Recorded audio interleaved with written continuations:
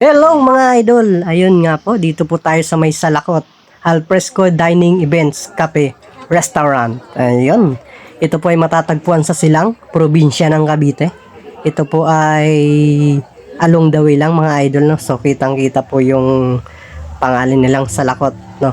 Mga idol. So ito nga, narentahan tayo at syempre kasama tayo sa pagkain. Thanks kay Ma'am Yoli sa pag-rent sa sakyan natin, no? Ayan, gumala muna tayo idol para may video tayo. So, abot kaya nga lang po ang presyo dito. Tapos, maganda po ang lasa. Talagang lasang-lasa po, no, mga idol.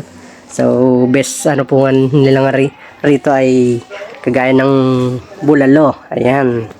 Mga mang inasal or mga inihaw na manok.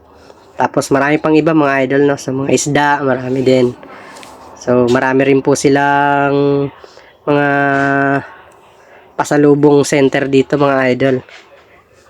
So, maganda nga po rito at dinarayo. Saka maganda po yung view. Mayroon po silang pyramid cottage dyan mga idol. Kung gusto nyo po dyan. Kung gusto nyo naman po sa mga kubo-kubo, mayroon din po. Ayan. So, ayan. Natanggap po sila ng small groups or large group. Pinatanggap din sila ng sa kasal, sa mga event, kung anong event, birthday, ganun, ayan. Yung mga pasalubong center nila idol, kompleto po sila dyan.